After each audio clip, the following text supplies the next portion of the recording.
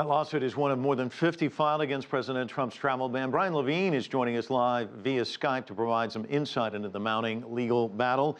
The Trump administration continues to say this is not a Muslim ban, although the countries singled out are largely Muslim-majority countries. But he did say on the campaign trail he was going to issue some sort of Muslim ban. Isn't that something that the judges are going to have to take into consideration when they make a decision on this? And doesn't that stand as a potential derailment of this executive order from a constitutional perspective? Yes, it very well could be. Look, the immigration laws from both 1952 and 1965 give the president broad authority to limit practically anyone he wants coming into the country, but it's not unlimited.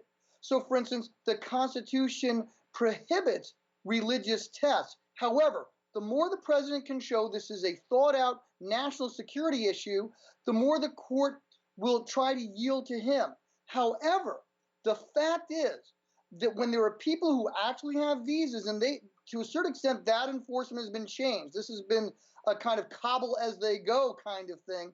The more that there are people who have actually been approved, the more likely that they have some kind of standing. Someone who just lives in those countries now but has not gone through a process, much less so, and is not guaranteed the kind of due process that people who are citizens or even those who've been availed to our rules have. Brian, walk us through this a bit, if you will. So right now, the issue isn't whether the ban is constitutional, but rather if it should remain suspended. So we're hearing about oral arguments on Tuesday. Kind of walk us through. This is the Ninth Circuit Court of Appeals, my understanding, a very liberal court.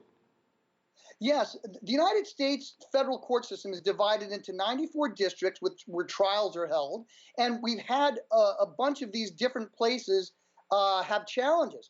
It then goes up to the appellate level, and the United States Court of Appeals for the Ninth Circuit covers the West Coast and many mountain states, as well as Alaska and Hawaii.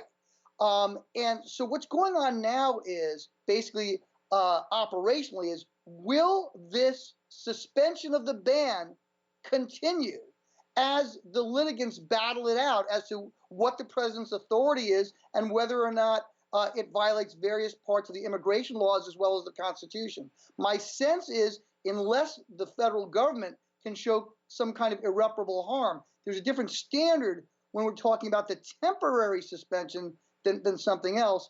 I think they're likely, more likely rather, to yield to the lower court, but we'll see. We have a 3-judge panel that will be listening to this, and they're going to be hearing oral arguments tomorrow. So after the oral arguments, typically, how long do you have to wait before they rule? Well, it usually takes a little while, but because this court is aware of the international significance, I bet that we could have a ruling in very short order, within a day or so, perhaps. And then the next stop, I suspect, is the Supreme Court. How quickly could it make it there? Oh, that's going to take much longer. We still have challenges with regard to President Obama's action regarding immigration, although that was to allow people who are already here to stay, for instance, and that still hasn't been litigated from the time of his presidency. So the Supreme Court ruling on this, if it comes to that, will be a very long time. Probably at least a year or more, unless it gets fast-tracked, which I don't think it will be. Brian, thanks so much for your insights. It's complicated and nuanced, and you helped put it into perspective. We really appreciate it. Thank you so much.